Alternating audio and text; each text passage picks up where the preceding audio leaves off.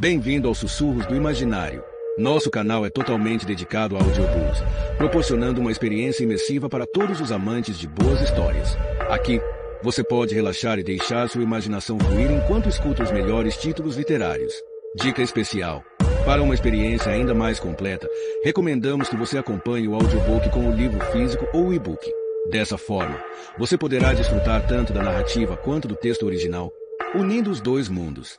Pedimos desculpas especialmente aos deficientes visuais por quaisquer falhas que possam ocorrer nos audiobooks, como trechos em outras línguas, pequenos erros de narração ou tradução. Isso acontece porque utilizamos narração sintética para manter a produção dos áudios. Queremos ouvir você.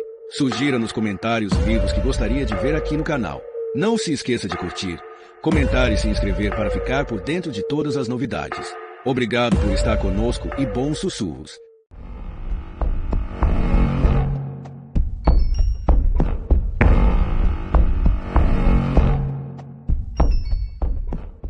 Capítulo 6. Shirley tomou banho e tirou uma roupa do armário enquanto Howard continuava a dormir, roncando. O sino da igreja de São Miguel e Todos os Santos soando para o serviço das 10 horas chegou aos seus ouvidos quando ela estava abotoando o casaco. Sempre achou que aquele barulho devia ser altíssimo na casa dos Javanda, que moravam bem em frente, e torceu para que eles ouvissem aquele som como uma proclamação, em altos brados, do apoio de Pagford aos velhos costumes e tradições, de que eles, obviamente, não faziam parte. Sem pensar muito, porque era o que quase sempre fazia, Shirley saiu pelo corredor, entrou no antigo quarto de Patrícia e sentou-se na frente do computador. A filha devia estar ali, dormindo no sofá-cama que Shirley havia preparado para ela. Mas era um alívio não ter que lidar com ela naquela manhã.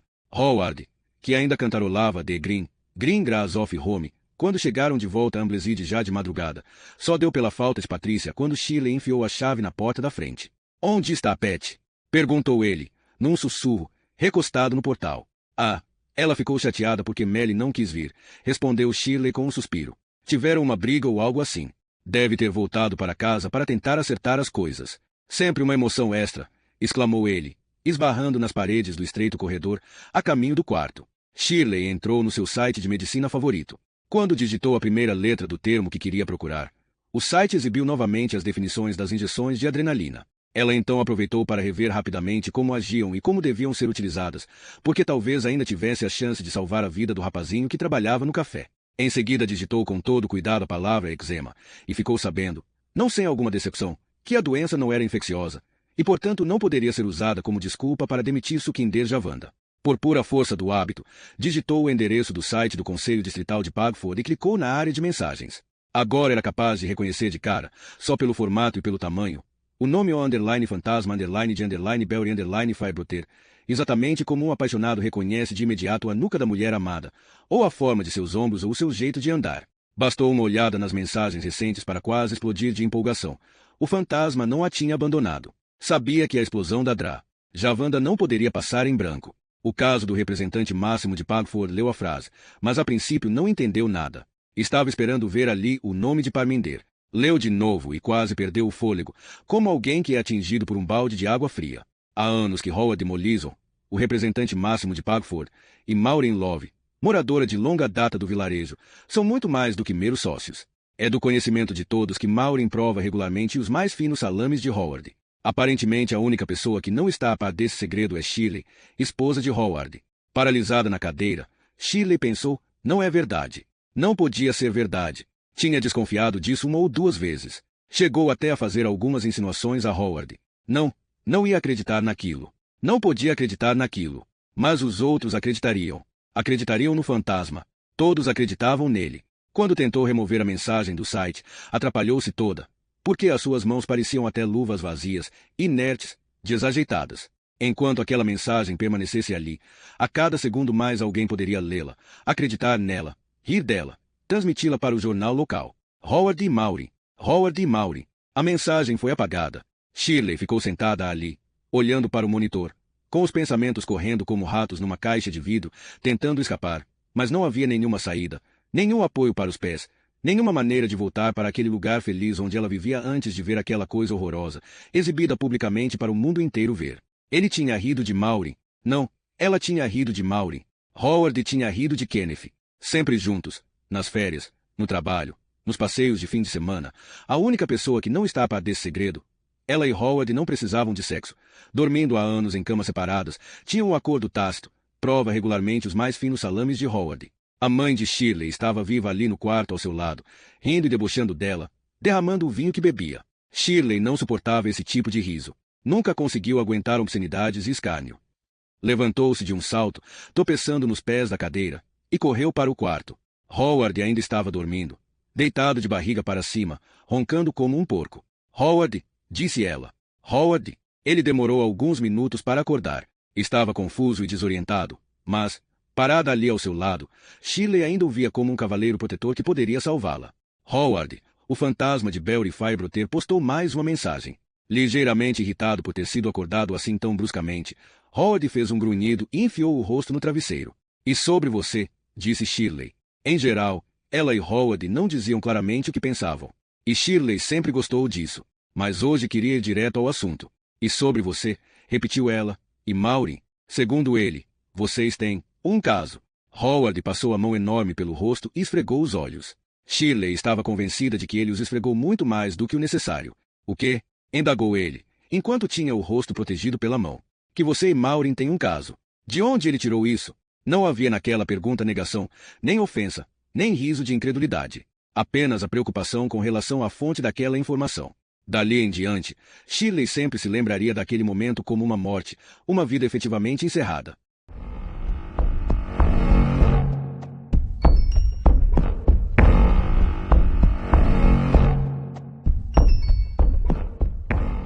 Capítulo 7. Porra, Robbie, cala a boca. Cristal foi arrastando Robbie até um ponto de ônibus várias ruas adiante, para que nem Obo, nem Terry pudessem encontrá-los. Não sabia se tinha dinheiro para a passagem, mas estava decidida a ir para Pagford. A avó Cata tinha morrido, o Sr. Firebroter tinha morrido, mas Bola estava lá, e ela precisava engravidar dele. Por que ele estava lá no quarto com você? Perguntou ela aos gritos, mas Robbie continuava chorando e não respondeu. O celular de Terry estava quase sem bateria. Cristal ligou para Bola, mas caiu na caixa postal. Lá na Chart Hall, o garoto estava ocupado, comendo umas torradas e ouvindo os pais terem mais uma daquelas conversas esquisitas no escritório, do outro lado do corredor. Essa era uma ótima maneira de se desligar dos seus próprios pensamentos.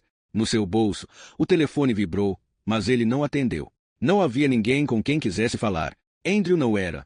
Não depois da noite de ontem. Colin, você sabe muito bem o que deve fazer, dizia sua mãe. Pela voz, parecia exausta.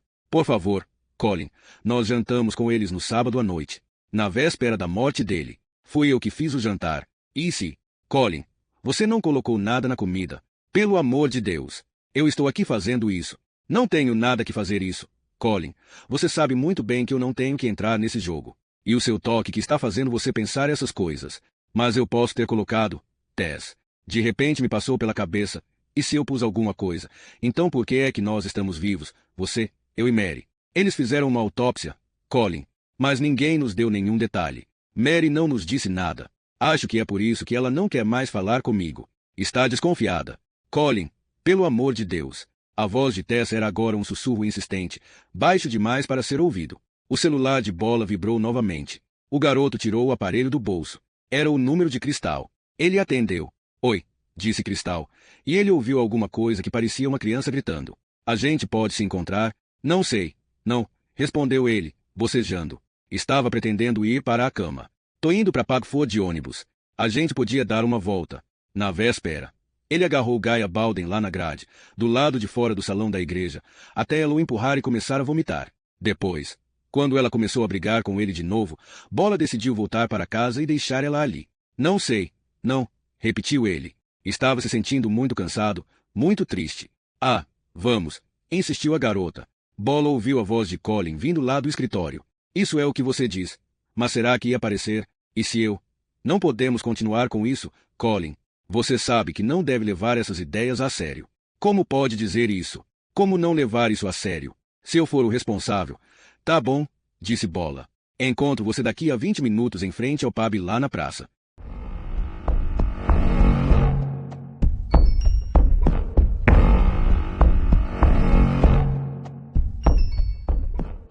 Capítulo 8.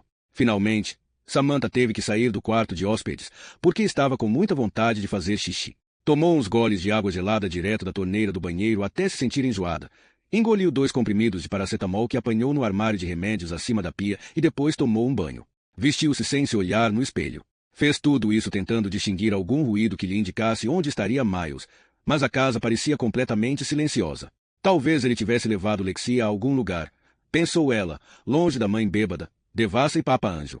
Ele era da turma de Lexi na escola. Esbravejou Miles, quando ficaram sozinhos no quarto. Ela esperou até ele se afastar da porta, correu então para abri-la e fugiu para o quarto de hóspedes.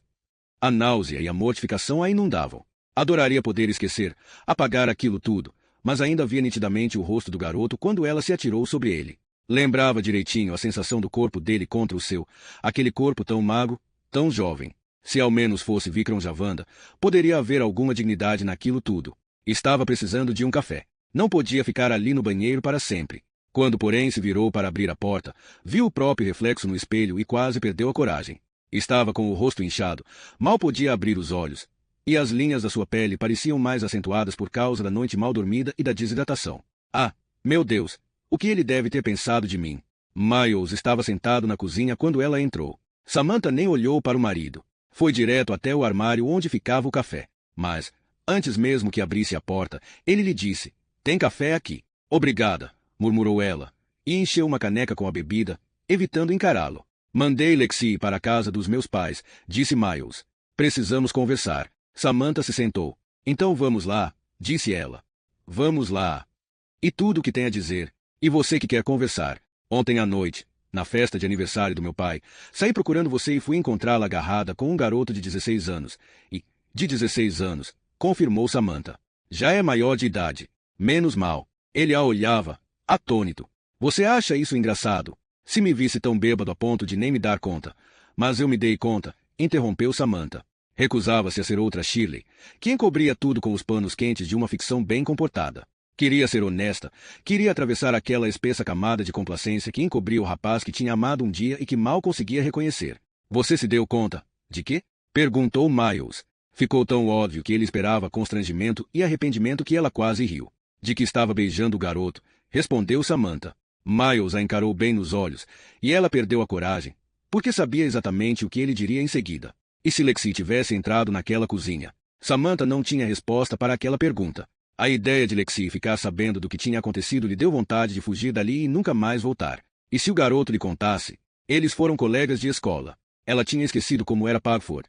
"Que diabos está acontecendo com você?" indagou o marido. "Estou infeliz," respondeu Samantha. "Por quê?" perguntou ele, mas logo acrescentou. "E por causa da loja?" "E isso também," replicou ela. "Mas odeio morar em Pagford. Odeio viver tão perto assim dos seus pais. E, às vezes," acrescentou, bem devagar, "odeio acordar ao seu lado." Achou que Miles fosse ficar com raiva. Ele, porém, se limitou a perguntar tranquilamente. "Está dizendo que não me ama mais?" "Não sei," respondeu Samantha. Com a camisa aberta no pescoço, ele parecia mais magro. Pela primeira vez em muito tempo, ela achou que tinha visto alguém conhecido e vulnerável dentro daquele corpo que envelhecia e que estava sentado do outro lado da mesa. "E ele ainda me quer," pensou, espantada, lembrando aquele rosto todo amassado que vira no espelho lá em cima. "Mas, na noite em que Belry Fiebroter morreu," acrescentou ela, "fiquei feliz por você ainda estar vivo. Acho que sonhei que estava morto. Acordei e sei que fiquei feliz quando ouvi a sua respiração. Isso é tudo o que tem a me dizer. Que ficou feliz por eu não estar morto." E pensou que ele não estava zangado. Que bobagem! Ele só tinha ficado chocado. "Isso é tudo que tem a me dizer. Você fica completamente bêbada na festa de aniversário do meu pai. Seria melhor se não tivesse acontecido na maldita festa do seu pai?" perguntou ela, aos berros, pois a raiva dele provocava a sua própria. "Afinal, qual é o verdadeiro problema? Eu ter deixado você constrangido na frente da mamãe e do papai? Você estava beijando um garoto de 16 anos.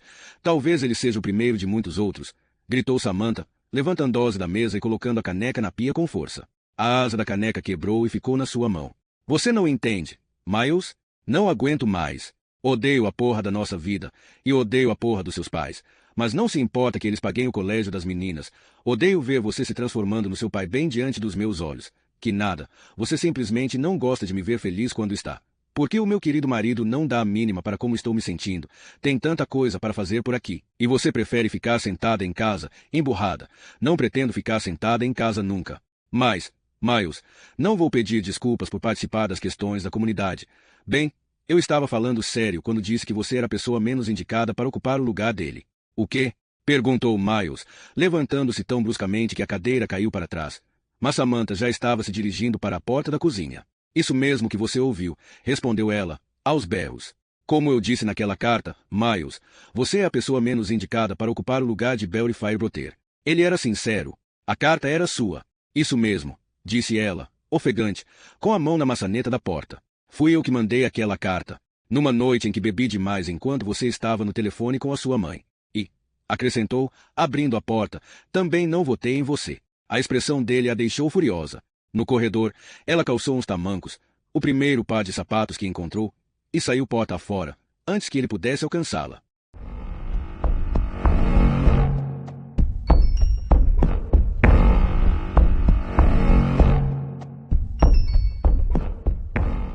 Capítulo 9. A viagem levou Cristal de volta à infância. Por anos a fio, fez aquele caminho de ônibus sozinha para St. Thomas. Sabia perfeitamente quando a velha abadia ia surgir, e mostrou as ruínas ao irmão. Olha lá as ruínas daquele castelo bem grande. Robbie estava com fome, mas o entusiasmo de andar de ônibus conseguiu distraí-lo um pouco. Cristal continuava segurando firme a sua mão. Tinha prometido lhe dar alguma coisa para comer quando chegassem, mas não sabia como ia conseguir fazer isso. Talvez pudesse pedir dinheiro emprestado à Bola e comprar um saco de batatas fritas, além, é claro, da passagem de volta. A minha escola era aqui, disse a garota.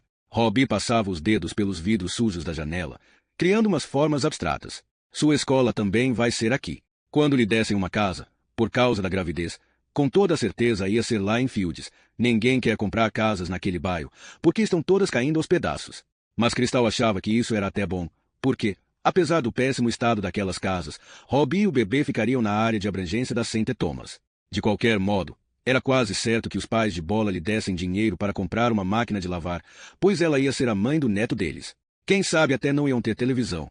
O ônibus ia descendo a ladeira rumo a Pagford, e Cristal avistou o rio reluzente, que podia ser visto por um breve instante, antes que a estrada chegasse ao ponto mais baixo do trajeto. Quando entrou para a equipe de remo, ficou decepcionada ao ver que não iam treinar no rio, mas naquele canal velho e sujo lá de Yarville. Chegamos, disse a Robbie, enquanto o ônibus contornava lentamente a praça toda florida. Bola tinha esquecido que esperar na porta do Black Cannon significava ficar bem em frente a Mollison e Love e ao Coppercat. Ainda faltava mais de 1 hora para o meio-dia, quando o café abria aos domingos, mas Bola não sabia com que antecedência Andrew tinha que chegar ao trabalho. Hoje não estava com a menor vontade de encontrar o seu mais antigo amigo, então ficou meio escondido na esquina do pub, e só apareceu quando o ônibus chegou. O veículo foi embora, revelando Cristal e um menininho de aparência meio suja. Sem entender nada, Bola se aproximou deles. Esse aqui é o meu irmão, disse Cristal em tom agressivo, respondendo a algo que percebeu na expressão de Bola. Ele teve que fazer mais um ajuste mental na sua concepção do que seria uma vida autêntica e sem disfarces. Andava meio fascinado pela ideia de engravidar Cristal e mostrar a Pombinho o que os homens de verdade podem fazer de forma corriqueira e sem esforço, mas ver aquele garotinho agarrado à mão e à perna da irmã o deixou desconcertado. Adoraria não ter concordado em se encontrar com Cristal. Ao lado dela, estava se sentindo ridículo. Quando a viu ali, no meio da praça, achou que seria 1000 vezes melhor estar naquela casa fedida e miserável. Tem um dinheiro para me emprestar? Perguntou a garota. O quê? Replicou Bola, que estava lerdo de tão cansado. Já não lembrava porque quis passar a noite toda acordado, e a sua língua chegava a latejar de tanto que tinha fumado. Dinheiro, repetiu Cristal. Ele tá com fome. E perdi uma nota de 5. Depois eu pago. Bola enfiou a mão no bolso da calça jeans e encontrou uma nota toda amassada. De repente, não quis que ela achasse que ele era rico. Catou então lá no fundo todas as moedas que pôde encontrar. Foram até a loja de conveniência, que ficava a 2 quarteirões da praça, e Bola esperou do lado de fora enquanto Cristal entrou para comprar um saco de batatas fritas e um chocolate. Ninguém disse nada, nem mesmo Robbie, que parecia estar com medo de Bola. Finalmente, depois de dar as batatas ao irmão, Cristal perguntou: "Para onde a gente vai?" Ele não estava achando que iriam trepar. Não com o menininho ali. Pensou em levá-la até o Pombal. Era um lugar mais escondido, e ainda por cima aquilo seria a desacralização definitiva da sua amizade com Andrew. Agora, já não devia nada a ninguém. Mas desistiu porque não podia nem pensar em fuder com ela na frente de uma criança de 3 anos. Ele vai ficar direitinho, disse Cristal. Vai ganhar chocolate. Agora não. Mais tarde, acrescentou, dirigindo-se a Robbie, que choramingava pedindo chocolate que estava na mão dela. Depois de comer batata frita, saíram andando em direção à velha ponte de pedra. Ele vai ficar direitinho, repetiu a garota. Ele é obediente, não é, Robbie? Disse ela, um pouco mais alto, dirigindo seu irmão. Quer chocolate?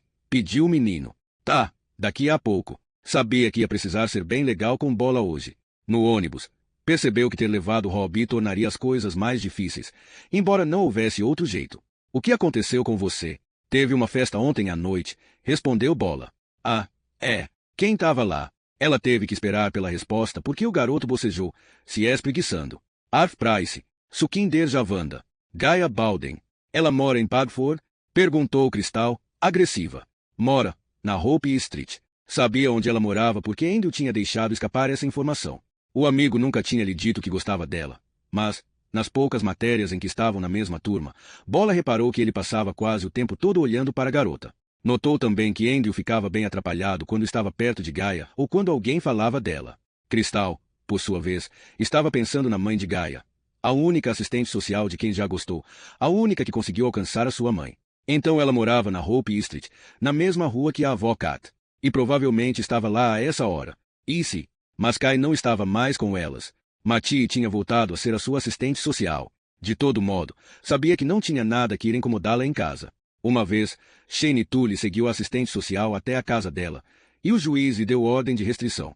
Mas, antes, Shane já tinha tentado acertar um tijolo no para-brisa do carro da mulher. Além disso, pensou Cristal, apertando os olhos quando, depois de uma curva, o rio quase a ofuscou com milhares de pontinhos brancos de luz.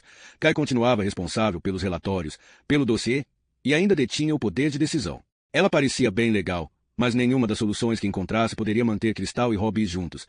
Podíamos ir lá para baixo, sugeriu a Bola, apontando para um local logo depois da ponte, onde a margem do rio ficava mais larga. E Robbie podia ficar esperando aqui nesse banco. A garota achou que podia ficar de olho no irmão e ao mesmo tempo conseguir que ele não visse nada. Não que ele nunca tivesse visto aquilo antes, naquela época em que Terry levava estranhos para casa. No entanto, por mais cansado que estivesse, Bola não se conformava. Não ia conseguir transar na grama, na frente de um menino de 3 anos. Não, disse ele, tentando parecer indiferente. Ele não vai atrapalhar, replicou Cristal. Vai ficar comendo chocolate. Nem vai perceber, acrescentou, sabendo perfeitamente que não era verdade. Robbie conhecia aquilo tudo bem demais. Houve até um problema na escola quando ele ficou imitando a posição cachorrinho numa outra criança. Bola se lembrou de que a mãe de Cristal era prostituta. Detestava o que a garota estava sugerindo, mas isso não era demonstrar falta de autenticidade. Qual o problema? Perguntou Cristal, num tom meio agressivo. Nenhum, respondeu ele. Dani Tully faria isso. Piquet Pritchard também. Pombinho. Nem em 1 milhão de anos. Cristal levou Robbie até o banco. Bola se abaixou para verificar se dava para ver, por cima do encosto daquele banco, o local onde eles iam ficar e achou que o menino certamente não veria nada. Em todo caso, ia tratar de fazer tudo o mais rápido possível. Toma, disse Cristal, dirigindo-se ao irmão e lhe entregando a barra de chocolate, que ele pegou todo animado. Você só vai poder comer tudo se ficar sentado aqui um pouquinho.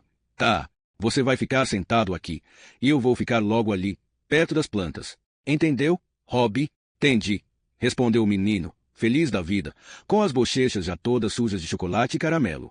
Cristal saiu de fininho e desceu até a margem do rio, na esperança de que Bola não criasse problema em transar sem camisinha.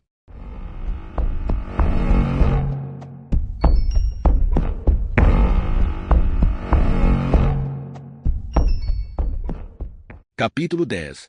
Gavin saiu de óculos escuros por causa do sol da manhã, mas nem por isso conseguiu se esconder. Samantha Mollison reconheceu imediatamente o seu carro. Quando a viu andando pela calçada sozinha com as mãos nos bolsos e a cabeça baixa, dobrou à esquerda bruscamente. Em vez de seguir em frente para chegar à casa de Mary, atravessou a velha ponte de pedra e estacionou numa alameda transversal do outro lado do rio. Não queria que Samantha o visse parando diante da casa de Mary. Aquilo não tinha a menor importância nos dias de semana, quando ele estava de terno, carregando sua pasta. Na verdade, não importava até ele admitir o que sentia por Mary. Mas agora importava, sim, apesar de tudo. Porém, amanhã estava linda, e uma caminhada lhe daria mais tempo. Não tenho que tomar nenhuma decisão definitiva, pensou ele, atravessando a ponte a pé. Ali embaixo, viu um menininho sentado sozinho num banco, comendo chocolate. Não preciso dizer nada. Vou dançar conforme a música. Mas as palmas das suas mãos estavam úmidas. A ideia de Gaia contando às gêmeas Faibroter que ele estava apaixonado pela mãe delas não lhe saiu da cabeça durante toda aquela noite mal dormida. Mary pareceu feliz ao vê-lo. Não veio de carro? Perguntou ela, olhando para a rua às suas costas. Estacionei lá perto do rio, respondeu Gavin. Está um dia tão bonito que me deu vontade de andar a pé, e então me ocorreu que eu talvez pudesse aparar o seu gramado, se você quiser. Ah, Graham já fez isso, disse ela. Mas é muita gentileza sua. Entre. Venha tomar um café. Mary ficou falando enquanto circulava pela cozinha. Estava usando uma velha calça jeans cortada e uma camiseta. Aquela roupa deixava bem claro como ela tinha emagrecido, mas o seu cabelo brilhava de novo, exatamente como Gavin se lembrava dele. De onde estava? Via as gêmeas deitadas numa manta estendida sob a grama recém-cortada, ambas com fone de ouvido ligado aos iPods. Como você está? Indagou Mary, sentando-se ao lado dele. Não podia imaginar por que ela parecia tão preocupada. Lembrou então que havia lhe contado na véspera que ele e Kai tinham terminado. Estou bem, respondeu ele. Acho que foi melhor assim. Mary sorriu e lhe deu uns tapinhas no braço. Ontem à noite, disse ele, sentindo a boca ligeiramente seca, alguém disse que talvez você vá embora daqui. As notícias correm rápido em Pagford, exclamou ela. Por enquanto, é apenas uma ideia. Teresa quer que eu volte para Liverpool. E o que os meninos estão achando disso? Bem, vou esperar até junho por causa das provas de Fergus e das meninas. Com Declan é tudo mais fácil. E claro que nenhum de nós quer ir embora. Ao dizer isso, começou a chorar. Gavin ficou tão feliz que estendeu o braço e pôs a mão no seu pulso delicado. E claro que não. O túmulo de Belry. Ai, claro, balbuciou Gavin, e a sua felicidade se apagou como uma vela. Mary enxugou os olhos cheios de lágrimas com o dorso da mão. Gavin a achou um pouco mórbida. Na sua família, os mortos eram cremados.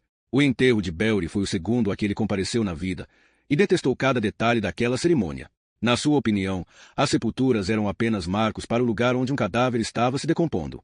Era uma ideia repulsiva, e, no entanto, as pessoas achavam que deviam ir visitá-las, levando flores, como se o morto pudesse se recuperar. Mary tinha se levantado para pegar lenços de papel. Lá fora, na grama, as gêmeas usavam agora o mesmo fone de ouvido e balançavam a cabeça ao ritmo da mesma música. Então Miles se elegeu para a vaga de Belry, comentou ela. Daqui deu para ouvir as comemorações a noite inteira. Bom, era a festa de... isso mesmo, concordou Gavin. E Pagford está prestes a se ver livre de Fields, acrescentou ela. E, parece que sim. E agora, com Miles no conselho, vai ficar mais fácil fechar a Belle Chapelle, concluiu ela. Gavin, que não se interessava mínima por essas histórias, sempre demorava um pouco para lembrar o que era a Belle Chapelle. E, acho que sim. Então tudo que Belry queria está acabado, acrescentou ela. As suas lágrimas tinham secado, e a indignação devolveu a cor ao seu rosto. Eu sei, admitiu Gavin. Isso é muito triste realmente. Não sei, não, disse ela, ainda zangada e vermelha de raiva. Por que Pagford tem que arcar com as despesas de Fields? Belry só conseguia ver um lado da questão. Achava que todo mundo lá em Fields era como ele. Achava que Cristal Veedon era como ele, mas não é verdade. Nunca lhe passou pela cabeça que aquela gente de Fields pode ser feliz vivendo lá.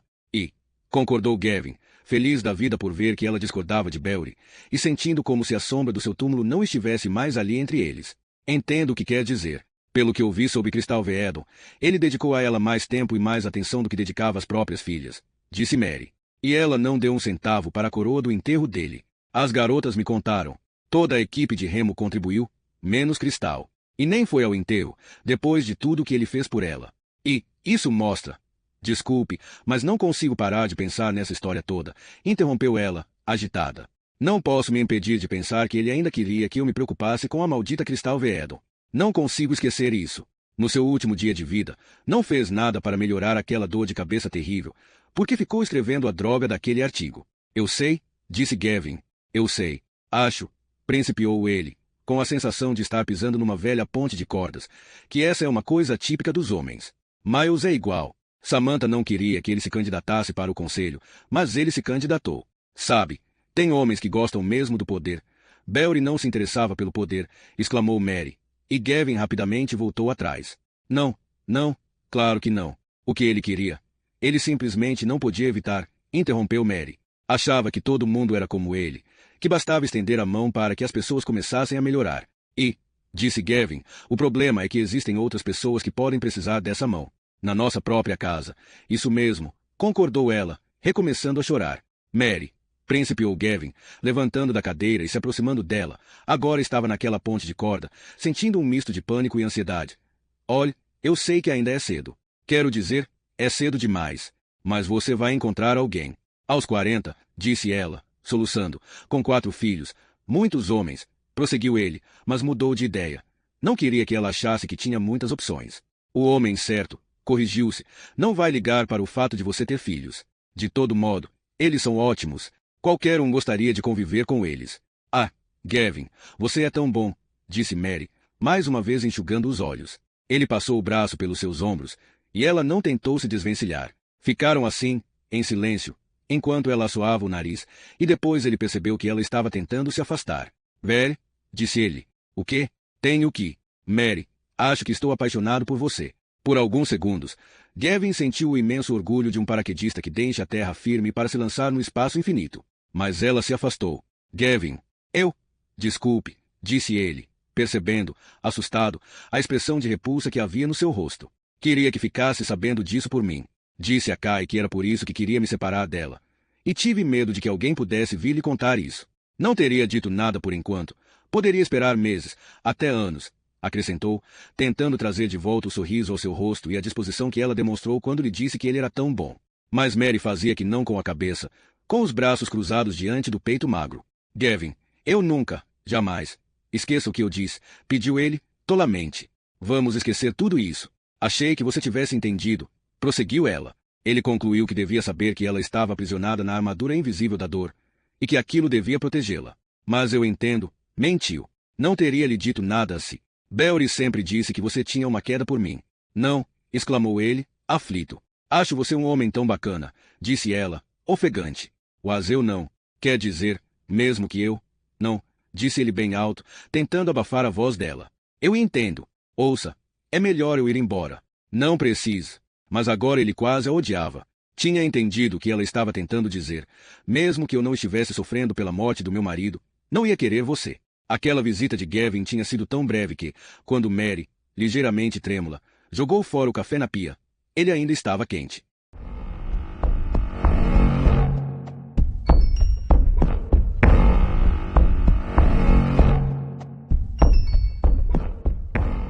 Capítulo 11.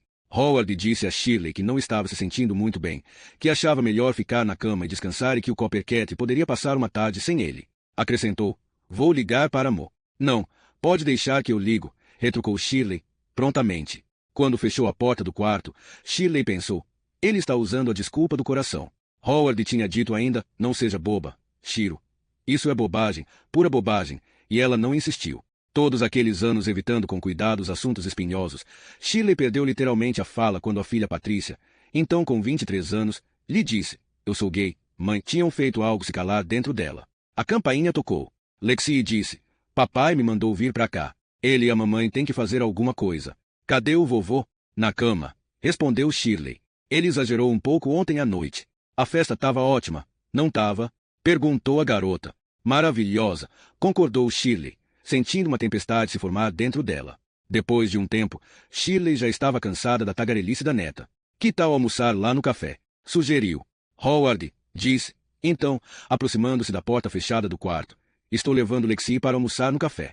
Pela voz parecia que ele tinha ficado preocupado. Ela estava contente. Não tinha medo de Maureen. Encararia Maureen bem nos olhos. No caminho, porém, lhe ocorreu que Howard podia ter ligado para Maureen assim que ela saiu de casa. Como era boba! Chegou a pensar que, se tivesse ligado para Maureen dizendo que Howard não estava se sentindo bem, ia impedir que eles se comunicassem. Estava esquecendo. As ruas tão conhecidas e tão amadas pareciam diferentes e estranhas. Repassou os traços do retrato que exibia para aquele mundinho adorável. Esposa e mãe, voluntária do hospital, secretária do conselho distrital, primeira-dama do vilarejo. E Pagford sempre fora o seu espelho, refletindo naquele respeito polido o seu mérito e o seu valor. Mas o fantasma tinha carimbado na superfície cristalina da sua vida uma revelação que anularia aquilo tudo. O seu marido dormia com a sócia, e ela nunca desconfiou disso. Era só o que iam dizer quando alguém mencionasse o seu nome. Era só disso que se lembrariam ao falar dela. Empurrou a porta do café, a campainha tocou, e Lexi exclamou. Olha lá, amendoim Pricel, Howard está bem? Grasnou Maureen. Só um pouco cansado, respondeu Shirley, dirigindo-se a uma mesa e se sentando. O seu coração batia tão depressa que ela se perguntava se não teria também um problema cardíaco. Diga a ele que as garotas não apareceram, acrescentou Maureen, aborrecida, parada junto à sua mesa, e nem se deram o trabalho de avisar. Por sorte o movimento não está tão grande. Lexi foi até o balcão para conversar com Andrew, que estava trabalhando de garçom. Sentada ali sozinha, consciente dessa solidão pouco habitual, Shirley pensou em Mary Firebroter, magra e empertigada no enterro de Belry, com a viuvez a envolvendo como o manto de uma rainha. A piedade, a admiração. Ao perder o marido, Mary tinha se tornado motivo, passivo e silencioso, da admiração de todos, ao passo que ela, ligada a um homem que a havia traído, tinha sido atirada à sordidez, virado motivo de deboche.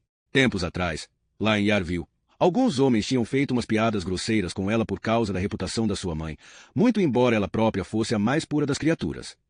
Vovô tá meio doente, dizia Alexei, dirigindo-se a Andrew. O que tem nesses bolos? Ele se abaixou atrás do balcão, escondendo o rosto vermelho. Eu agarrei a sua mãe. Quase não veio trabalhar. Ficou com medo de que Howard fosse demiti-lo por ele ter beijado a sua nora, e ficou apavorado achando que Miles Mollison pudesse aparecer por lá, procurando por ele. Ao mesmo tempo, não era tão ingênuo a ponto de não saber que Samantha, que devia ter bem mais de 40, é que seria vista como a vilã da história. A sua defesa era simples, ela estava bêbada e me atacou, mas no seu constrangimento havia uma ligeira ponta de orgulho. Estava ansioso para ver Gaia, pois queria lhe contar que uma mulher adulta tinha ficado afim dele. Esperava que pudessem rir juntos dessa história, como haviam rido de Maureen, mas que, no fundo, ela ficasse impressionada. E enquanto estivessem rindo, também pudesse descobrir o que ela tinha feito com Bola, até onde os dois tinham ido.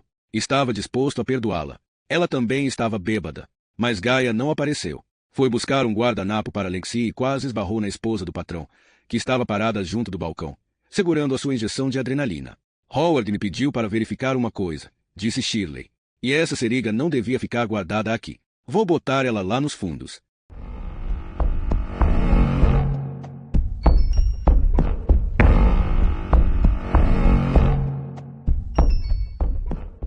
Capítulo 12.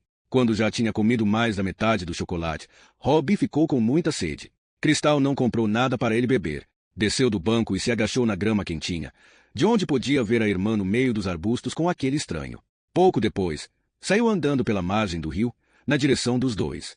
Tô com sede, choramingou o menino. Sai daqui, Robbie, gritou Cristal. Volta lá pro banco. Quer água? Merda, Robbie.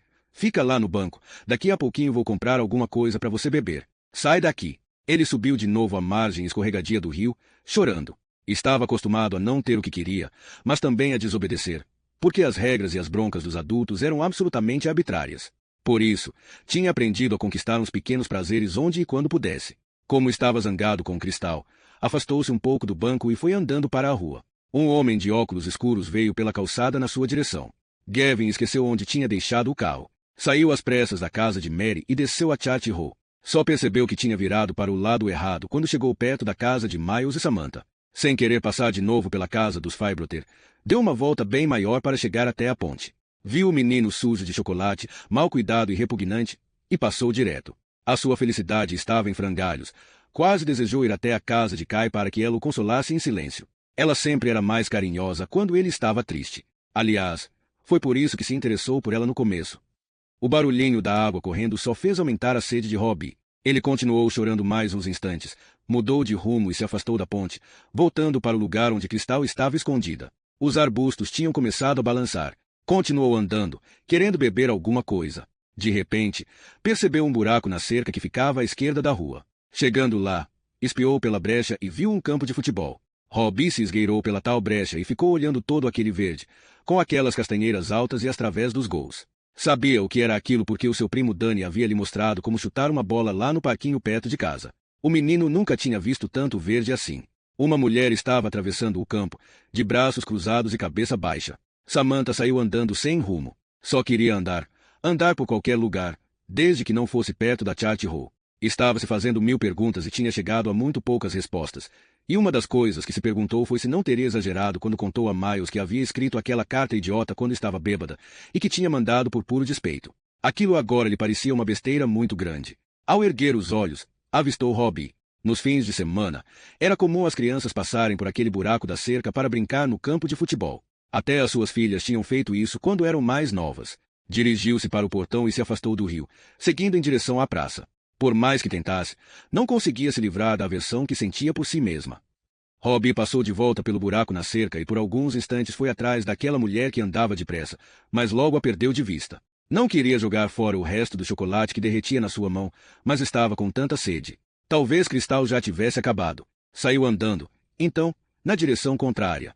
Ao se aproximar dos arbustos na margem do rio, percebeu que eles não estavam mais balançando e achou então que podia ir até lá. Cristal, chamou ele, mas estava tudo vazio ali. Cristal tinha ido embora. Robbie começou a chorar, chamando a irmã aos gritos. Voltou lá para cima e, desesperado, ficou olhando a rua para um lado e para o outro, mas não havia sinal dela. Cristal, gritou ele. Uma mulher de cabelo grisalho e curtinho, que seguia a passos rápidos pela outra calçada, olhou para ele, franzindo as sobrancelhas. Shirley havia deixado Lexi no Coppercat, onde ela parecia estar contente, mas, no meio da praça, avistou Samantha, a última pessoa que gostaria de encontrar. Resolveu, então, seguir na direção oposta. Apesar de estar andando depressa, continuou ouvindo o choro e os gritos do menino por um bom tempo. Ia segurando firme a seringa de adrenalina que levava no bolso. Não ia ser motivo de brincadeiras sórdidas. Queria ser pura e objeto de piedade, como Mary Fiebroter. A raiva que sentia era tão grande, tão perigosa, que Shirley não conseguia sequer pensar direito. Queria agir, punir, pôr um fim a tudo aquilo. Pouco antes de chegar à velha ponte de pedra, viu uns arbustos balançarem à sua esquerda.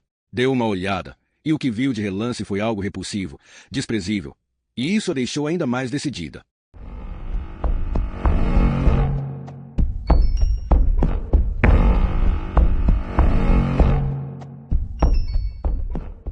Capítulo 13. Sukinder estava andando por Panford há mais tempo que Samantha. Saiu da antiga casa paroquial logo depois que a sua mãe lhe disse que ela tinha que ir para o trabalho, e desde então vagava pelas ruas, evitando as invisíveis zonas proibidas próximas a Chat Row, a Hope Street e a praça. Levava quase 50 libras no bolso, o que havia ganhado no café e na festa, e também a gilete. Pensou em pegar também a caderneta da poupança, que ficava no arquivo no escritório do seu pai, mas Vikram estava sentado na sua escrivaninha. Esperou um pouco no ponto do ônibus para Yarville, mas, quando viu Shirley e Lexi Mollison descendo a rua, tratou de sair dali. A traição de Gaia havia sido brutal e inesperada. Agarrando-se com Bola Wall. Agora que tinha Gaia, ele ia largar Cristal. Sabia perfeitamente que qualquer garoto largaria qualquer garota por Gaia. Mas não aguentaria trabalhar e ficar ouvindo a sua única aliada tentando convencê-la de que, na verdade, Bola era um cara legal. O seu celular vibrou. Gaia já tinha lhe mandado 2 mensagens. Eu tava MT doida ontem. Você vai pro Trabe. Nem uma palavra sobre Bola Wall. Nem uma palavra sobre se esfregar com o seu torturador. A nova mensagem perguntava, você tá ok? Sukinder botou o celular no bolso novamente. Podia ir andando na direção de Yarville e pegar o ônibus já fora do vilarejo, onde ninguém a veria. Os pais só dariam pela sua falta às 5:30, quando ela devia estar voltando do café. Um plano desesperado foi se formando enquanto ela ia andando, cansada e com calor. Se conseguisse um lugar para ficar por menos de 50 libras. Tudo o que queria era ficar sozinha e usar a gilete. Estava seguindo pela beira do rio. O corria ao seu lado. Se atravessasse a ponte, poderia pegar a outra rua e chegar ao entroncamento da estrada. Robbie, cadê você? Era Cristal Veedon, correndo de um lado para o outro, na margem do rio. Bola Wall estava fumando, com uma das mãos no bolso, observando Cristal. Sukinder dobrou à direita em direção à ponte, apavorada com a simples perspectiva de que um dos dois pudesse notar a sua presença. Os gritos de Cristal ecoavam na água. Sukinder avistou alguma coisa um pouco mais abaixo, no rio. Antes mesmo de pensar no que fazia, as suas mãos já estavam na pedra quente. E, dando impulso, a garota subiu na mureta da ponte. Ele está no rio, QYS, gritou ela, e pulou na água. Cortou a perna no monitor quebrado de um computador, quando a correnteza a puxou para o fundo.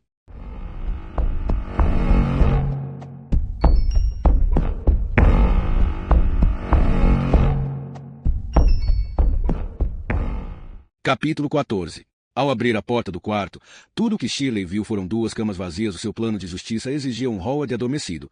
Ia ter que sugerir que ele voltasse para a cama. Mas não se ouvia som algum vindo nem da cozinha, nem do banheiro.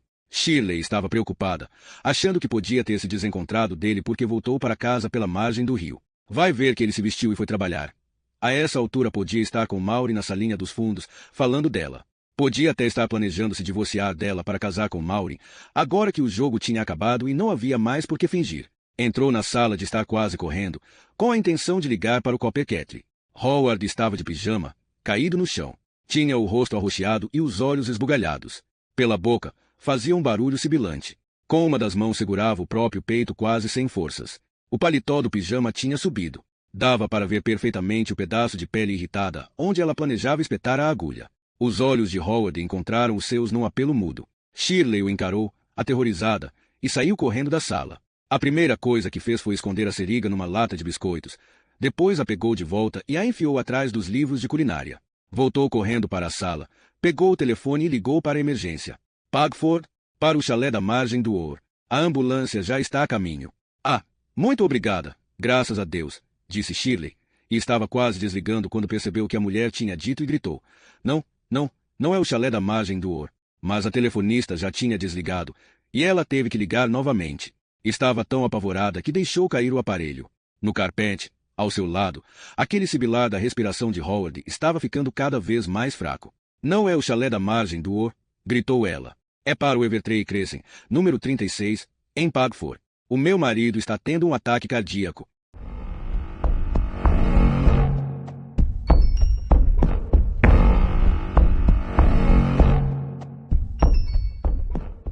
Capítulo 15. Na Chart Hall, Miles Mollison saiu correndo de casa, ainda de chinelo, e desceu a toda a ladeira íngreme até chegar à antiga casa paroquial, que ficava na esquina. Com a mão esquerda, começou a esmurrar a grossa porta de carvalho, enquanto com a direita tentava digitar o número do celular da sua mulher. Sim, disse Parminder, abrindo a porta. É o meu pai, principiou Miles, ofegante. Outro ataque cardíaco. Mamãe ligou para a ambulância. Você pode vir, por favor. Parminder já ia voltando para dentro de casa para pegar a sua maleta, mas se deteve. Não posso, disse ela. Estou impedida de exercer a medicina, Miles. Não posso. Você está brincando. Por favor, a ambulância só vai chegar daqui a... Não posso, Miles, repetiu ela.